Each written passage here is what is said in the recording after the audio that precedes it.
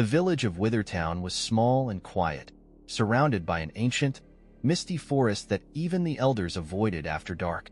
For generations, people had spoken of the Whispering Beast, a creature that was said to be older than the trees and lurked just out of sight. Some called it a myth, a fairy tale to keep children from going too far into the forest. Others refused to talk about it at all. Anthony never believed in such things. He was a logical man who had lived his entire life in Withertown without ever having to deal with anything more than the mundane struggle of work and weather. But that all changed one cold fall morning. As he stepped out into the village square, a strange silence filled the air. No birds sang. The wind did not rustle the golden leaves. Even the dogs, who usually barked at everything that moved, were quiet. Then he saw them. The footprints. They were unlike anything he had ever seen. Large, deep prints in the damp earth, stretching from the edge of the forest to the very center of the village. The shape was wrong, neither human nor animal. Each print had too many fingers, and some of them were bent backwards, as if the creature that had left them had changed shape with each step. The footprints meandered between houses, stopping at windows and doors, and then continuing on their way, as if someone was watching them in the night. A knot tied in Anthony's stomach. The village should have been buzzing with fear, but as he looked around, he noticed something more disturbing. No one else seemed to have seen the tracks. A group of villagers stood nearby, talking about the upcoming harvest, smiling and laughing as if nothing had happened. Old Marta was sweeping the porch, her expression as blank as a doll's. The baker's wife was kneeling at the threshold, scraping the ground, even though there was nothing there. Anthony took a step closer. "Did anyone see?" he began. But as the words left his mouth, a sudden gust of wind blew through the village. It brought with it a whisper, not a voice, but a feeling. Something cold and creeping that crawled under his skin like a worm. It took his breath away. The footprints were already disappearing, the wet ground swallowing them up as if they had never been there. And yet, at the very edge of the village, where the last path met the forest, something stood and looked at him. It was tall, too tall for a human, but not quite an animal. Its outline fluctuated, shifting with the fog, its body made of something that did not reflect light. There were no eyes, but Anthony knew it was looking at him. Then, without a sound, it turned and slipped back into the trees. Anthony knew what he had just seen. The Whispering Beast had returned, and it had noticed him. Anthony barely remembered getting home. His hands were shaking as he locked the door and closed the curtains. His breathing was shallow and ragged. What did he see? What was in the fog was not just a play of light. It was real, and it was watching him. The village remained eerily normal. The blacksmith was forging metal, the children were playing by the well, and the old women were gathering near the bakery to gossip. But something was wrong. The silence beneath their voices seemed forced, as if the air itself was pressing down on them, muffling their words. And then there was a gap. Anthony didn't notice it until later that day. He went back outside, trying to convince himself that he had imagined it. He watched the villagers going about their business, looking for anyone that could confirm what he had seen. Then he noticed something. There was a house missing. Not abandoned. Not destroyed. It was missing. It had to be between the weaving workshop and the well, a small stone house that had belonged to the same old man. Anthony was sure of it. He remembered how yesterday the old man had been sitting on the porch, sharpening knives, muttering to himself as he always did. Now there was nothing but empty space. The houses on either side stood closer together, as if they had always been. The villagers passed by, unconcerned, unsuspecting. Anthony's chest tightened. Thoughts whirled in his head. Had the beast done this? Did it take his grandfather? He needed answers. That night Anthony lay awake listening. The air in his house seemed too still, like before a storm. He could hear the ticking of the clock, his own breathing, the faint rustle of the wind outside. And then there was a noise. It wasn't loud. A soft shuffling, just outside the window. Then the sound of something pressing against the glass. Anthony froze. The curtains were drawn. He hadn't dared look outside since sunset. But now, in the silence, he heard it, a slow, deliberate dragging sound, as if something was dragging itself along the wall of his house. Then a whisper. No words. Not a single voice. just the sensation of breath very close to his ear. Anthony closed his eyes. The whispering grew louder and louder, though there was no source, no one in the room with him. His own shadow stretched unnaturally in the moonlight, shifting on the walls as if listening. And then the doorknob turned, not shaking, not with force, just a slow, careful check. A shiver ran down his spine. He couldn't move. He couldn't breathe. Then, as suddenly as it had started, the sound stopped. The whispering disappeared, and outside, on the moonlit street, the footprints returned. But this time they led directly to his door. Anthony was awake. He sat in his chair and stared at the door until dawn, his heart pounding in his chest. The footprints, they stopped at his door. Whatever came in the night was here, listening, waiting. But it did not come. When the first light of morning shone over Withertown, Anthony finally woke up. With trembling fingers, he opened the door and went outside. The footprints were gone. Not faded, not washed away, just gone, as if they had never been there. The wet ground was still. The silence in the village was even heavier than before. Something had changed. Anthony felt it immediately as he walked through the town. The air was too still, and the faces of the villagers were wrong.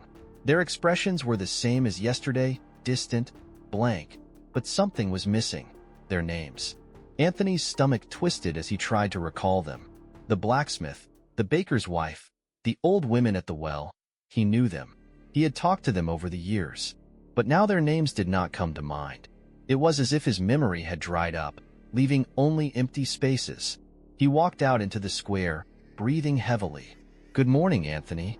The voice was familiar, but when he turned around, he couldn't remember who was speaking to him. The man smiled a polite, empty smile. Anthony knew his face, recognized his clothes, even the way he carried himself. He had known this man all his life, but he couldn't remember his name. Anthony's throat tightened. His eyes scanned the village. More missing names. The people he had grown up with, the people he had spoken to just yesterday, had disappeared from his mind. He grabbed his head. Had he gone mad? Had the whispering beast done this to him? And then he noticed the abyss had grown larger. The space where his grandfather's house had been was now wider, unnaturally stretched, as if the buildings on either side had moved an inch apart overnight. And more houses had disappeared. Anthony turned around, his breathing quickening. How had no one noticed? His mind raced. He needed proof. Something solid. He ran to the village records, a small book kept in the town hall. If someone disappeared, their names would still be recorded, wouldn't they? He opened the dusty book, flipping through its pages. His fingers trembled as he searched for the old man's name. He found nothing. His name was not there. It was as if he had never existed. Anthony's hands shook. He turned a few more pages, looking for names he could still remember. But the more he read, the more he realized that the book was almost empty. Entire families had been erased. Entire generations had disappeared. And yet no one in the village seemed to notice. A whisper came from behind him. Anthony froze. It was not a voice. It wasn't even a sound. It was a feeling that crawled up his spine, like cold fingers pressing against his skin. Something was in the room with him. He turned his head slowly. A figure stood in the dim light of the town hall, just beyond the shelves of old books. It was tall, irregular. Its shape shimmered, never becoming anything solid. It didn't belong in this world, but it was here nonetheless, warping the air around it. Anthony's breath caught in his throat. Then, in a voice that wasn't a voice at all, the whisper came again. "You remember too much." Anthony did not move. His body froze, his breathing was shallow, and the whisper wrapped around him like a hand penetrating his skull. "You remember too much?" The creature in the shadows didn't step forward, didn't change its shape, but somehow Anthony felt it coming closer. He couldn't see its eyes, but he knew it was looking at him. He wanted to scream. He wanted to run, but his legs would not obey. The whisper repeated itself, piercing his thoughts like a thread pulling at the seams of his mind. "Forget it." Anthony felt it a nudge, subtle at first, then stronger, as if fingers grabbed the edges of his memory and pulled. He gasped for breath, clutching his head. He could feel names slipping away, moments unraveling his childhood. His mother's face, The smell of fresh sawdust in the workshop? No. He clenched his fists. He forced himself to concentrate, to push the urge away. He thought of his grandfather's house, gone, erased. About the villagers whose names had disappeared. About the tracks that led to his door. He gritted his teeth, holding onto the images with all his might. And suddenly, the pressure stopped. Anthony gasped for breath, bumping his back against a bookshelf. The shadow didn't move, but something changed. It was no longer whispering. It was staring. He was resisting it, and it knew. A deep, shuddering breath filled the silence. Not Anthony's. Its. Then, without a sound, the shadow twisted, folding in on itself, and disappeared. The room was empty. The whispering was gone. But Anthony did not feel safe. He left the town hall in a daze, his mind racing. The sun was already low in the sky, casting long shadows over the village. He needed to think. He had to figure out what was going on. The villagers were still the same, empty, unaware. Their names were still absent from his memory. But now he noticed something even worse. Their voices were disappearing. Not all at once, not in silence, but imperceptibly, in parts. The woman at the well was talking to her neighbor, but Anthony could only hear one side of the conversation. The other voice was simply not there. Although the woman nodded and smiled as if she heard him. A child was laughing, but the sound was thin, like an echo, like a memory of laughter, not something real. Anthony's heart pounded. Everything was happening faster, and he was the only one who noticed. That night he made a decision. He was leaving. He had lived in Withertown all his life, but now, for the first time, the thought of staying filled him with cold, raw terror. The village was disintegrating, disappearing piece by piece, and whatever force was behind it, he knew it. He packed quickly, taking only the essentials: a bag of food, a lantern, his father's old hunting knife. Not that he thought weapons would help against whatever it was. Before midnight, he went outside. The village was silent. Houses, streets, trees, everything was covered with a thick, unnatural stillness. The air was too heavy, pressing against his skin, making it difficult to breathe. Anthony did not pay attention to it. He moved quickly, staying close to the buildings, trying not to make noise underfoot. If only he could get to the road. Something moved at the edge of his vision. He stopped. His pulse thundered in his ears. He turned his head slowly. The street ahead led to a forest road. He had walked it 1,000 times. But now, it was gone. Something was wrong in its place. The road didn't end. It just stopped, as if it had been cut off, leaving only nothing behind. Beyond the last house where the road should have continued, there was only a black void. Anthony's stomach twisted. He took a step back, then another. He heard a whisper behind him. He turned sharply, and his breath caught in his throat. There were villagers standing in the street. Dozens of them.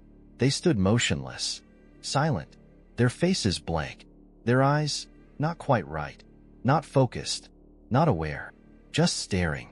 Anthony's blood ran cold. He took a slow, cautious step back. No one moved.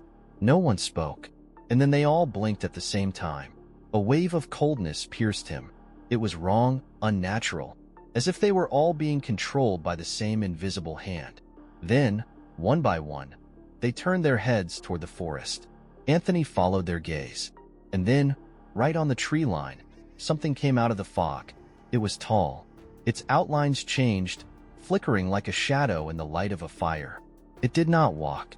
It slid forward, the space around it distorting, bending inward, as if reality itself could not decide what it was. Anthony's breath caught in his throat. The villagers did not react. Then, in a whisper that slipped into his mind like an icy hand, it spoke. "There is no road." Anthony's stomach twisted. He looked back at the place where the road should have been. The emptiness was getting closer. The village was shrinking, and he had nowhere to run. Anthony froze, his heart pounding, and a whisper in his head. "There is no way out." The words settled in his chest like ice. He turned around again. Where there should have been a road, where the forest should have stretched into the distance, there was only emptiness, wider and closer than before. The village was shrinking, and no one seemed to notice it. The villagers stood motionless, their gazes empty, fixed on nothing. Their faces, their names, their voices were blurred. Even the buildings looked. The edges of the roofs were softening, their texture fading, like in an unfinished painting. Everything was blurring. Anthony forced himself to move, to think. There had to be a way out.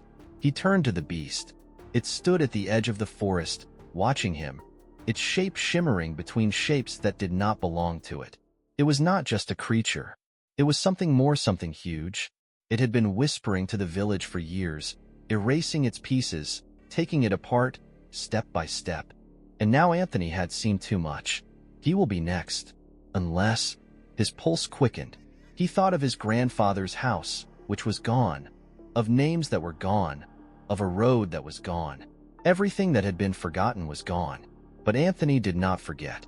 He closed his eyes, pushing back the creeping coldness in his head. He forced himself to remember.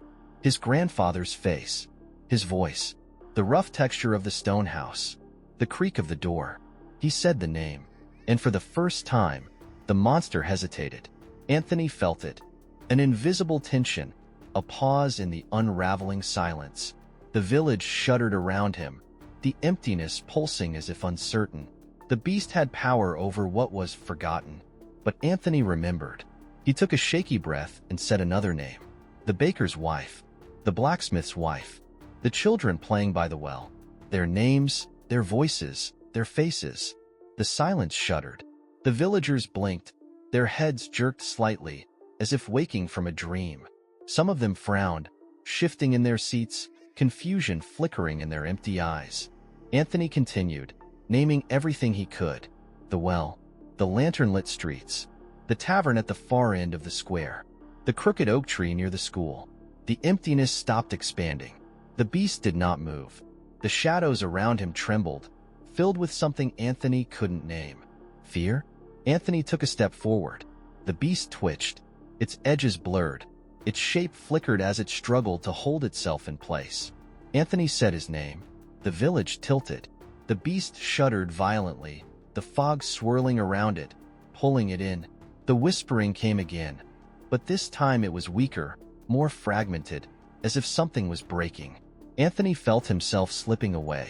The emptiness trembled, and then, a sound, a single, distant tinkling. Anthony turned around. The clock tower stood in the center of the village again. The missing road stretched behind it, leading into the trees, exactly where it had always been. He turned to the beast, but it was gone. The villagers blinked their eyes, looking around in confusion. Conversations hesitantly resumed as if nothing had happened. Laughter came from the bakery. Someone said hello to Anthony. His name was no longer lost. Everything was back to normal. Anthony stood there for a long time, his heart pounding, his hands shaking. Then, without another word, he walked toward the forest road. He did not stop. He did not look back. And as he left Withertown behind, the wind carried a whisper to him, so faint that he almost missed it. Remember us.